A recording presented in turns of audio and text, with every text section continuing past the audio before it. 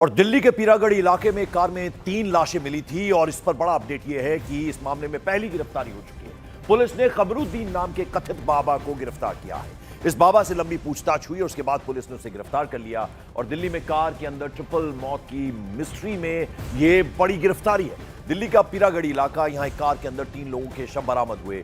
ये कार एक property dealer का काम करने वाले रणधीर सिंह की थी, जो खुद भी कार में मृत पाए गए थे। यानी एक साथ 3 शव बरामद हुए थे और अब इस मामले में दिल्ली पुलिस ने एक बाबा को गिरफ्तार किया है जिसका नाम कमरुद्दीन है। लंबी पूछताछ उससे हुई और उसके बाद इस बाबा को गिरफ्तार कर लिया गया। ये कार हम आपको दिखा रहे हैं, सफेद रंग की कार, पीरागढ़ इलाका। इसमें 3 लाशें बरामद हुई थी और अब इस पूरे केस में एक बाबा जिसका नाम कमरुद्दीन है, इससे लंबी पूछताछ की गई और फिर उसके बाद इसे गिरफ्तार कर लिया गया है।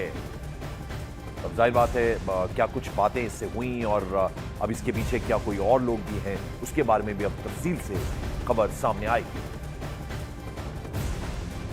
पीरागढ़ी में हादसे के दिन तकरीबन सुबह 10 बजे के आसपास रणधीर सिंह अपने दोस्त शिव के साथ इसी जगह पर आए थे। यहाँ पर उनका दफ्तर है, ये दफ्तर जो अब ताला लगाया गया है, यहाँ पर वो आए थे। सुबह 10 बजे के आसपास उन्हें देखा गया था, जिसकी फुटेज भी यहाँ पर जो सीसीटीवी कैमरा लगा है उसमें यहाँ पर दिखी है, ऐसा यहाँ पर सूत्रों ने बताया है। क्योंकि पुलिस ने इस फुटेज को भी, इस सीसीटीवी फुटेज को भी अपने कब्जे में लिया है, क्योंकि सबसे अहम चीज़ है कि उनकी कहाँ कहाँ पर प्रेजेंस थी पुलिस, इसलिए इन सभी सीसीटीवी कैमरा फुटेज को अपने पास रख रही है ताकि जाँच में उनके लिए काफ़ी मददगार हो।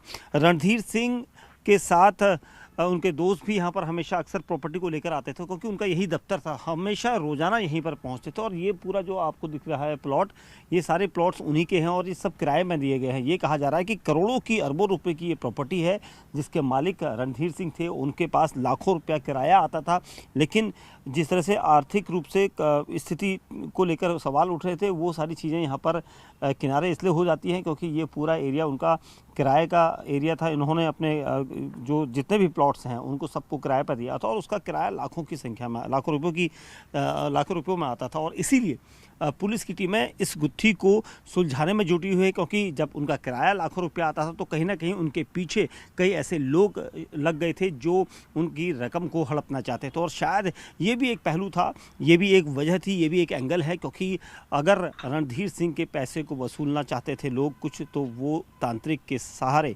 यहाँ तक पहुँचे थे। और इसीलिए इस पूरे इन्वेस्टिगेशन में तांत्रिक का रोल काफ़ी अहम माना जा रहा है कि कहीं तांत्रिक ने ही उन्हें जिस तरह से पैसों का लालच देकर या फिर रकम को दुगना करने के या चौगुना करने के लालच देकर उनसे पैसा तो नहीं ऐंठा था। इसको लेकर भी पुलिस इस एंगल पर जांच कर रही है। कैमरामैन विशाल के साथ दीपक बिस, न्यूज़ 18 इंडिया, दिल्ली। तो दिल्ली के पीरागढ़ इलाके में कार के अंदर 3 लोगों की मौत मामले में पुलिस की पूरी जांच अब इसी बाबा कमरुद्दीन के इर्द गिर्द घूम रही है। पुलिस सूत्रों के मुताबिक ट्रिपल डेथ मिस्ट्री में बाबा की बड़ी भूमिका है, लेकिन प्रश्न यह है कि क्या यह बाबा पुलिस की गिरफ्त से एक बार फिर बच निकलेगा, क्योंकि पहले भी कई बार वो कानून के शिकंजे से बच निकला है। पूरी रिपोर्ट आपको दिखा दें।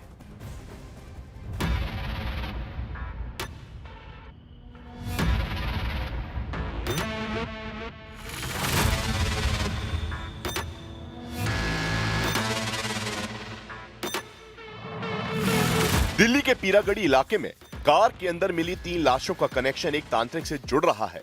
हालांकि इस मामले में पुलिस और पीड़ित परिवार के लोग एक दूसरे के तर्क और दावों से सहमत नहीं हैं, लेकिन इस बात से कोई इनकार नहीं कर रहा कि कार में मिली लाशों का बाबा से कोई कनेक्शन नहीं है। सूत्रों के मुताबिक पुलिस का कहना है कि बाबा आदतन अपराधी है, लेकिन मृतक शिफ्ट नरेश के भाई राकेश का कहना है कि बाबा के बारे में उन्हें कोई जानकारी नहीं है। पुलिस का कहना है कि तीनों की मौत से पहले बाबा कार में बैठा हुआ था, लेकिन राकेश का कहना है कि केस को डाइवर्ट करने के लिए बाबा का एंगल घुसाया जा रहा है। पुलिस का कहना है कि बाबा 4 गुना पैसे का लालच देकर लोगों को अपने झांसे में लेता था। वहीं राकेश का कहना है कि कोई बाबा किसी का पैसा कैसे बढ़ा सकता है। पुलिस का कहना है कि पहले भी बाबा के कई अनुयायियों की संदिग्ध मौत हो चुकी है। वहीं राकेश का कहना है कि उनके परिवार में बाबा का कभी जिक्र तक नहीं हुआ।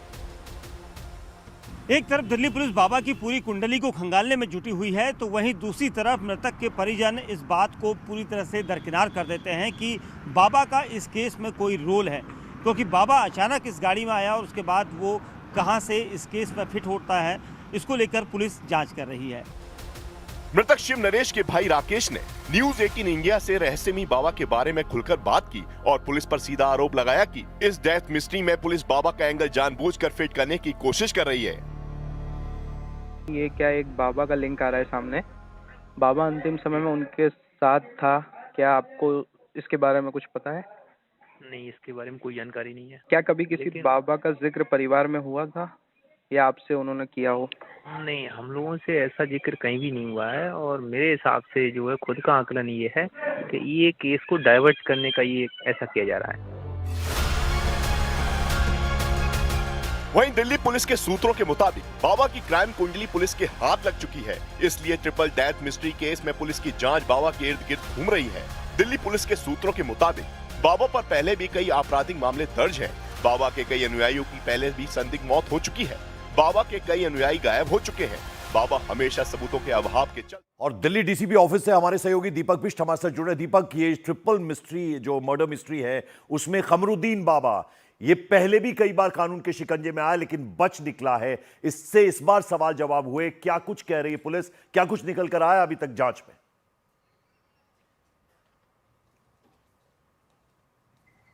देखिए पंकज, जिस तरह से पूरा सीक्वेंस था, क्योंकि जिस वक्त 3 शव मिले थे गाड़ी के अंदर, उसके बाद दिल्ली पुलिस ने जब पूरी जांच की तो शुरुआती दौर में खुदकुशी लग रही थी, लेकिन पुलिस की कई टीमें जो हैं उन कड़ियों को जोड़ने में जुटी जो सीसीटीवी कैमरा के जरिए हासिल हो सकती थी। और इसलिए पुलिस ने दिल्ली के कई इलाकों में घूम रही इस उनकी गाड़ी को देखा।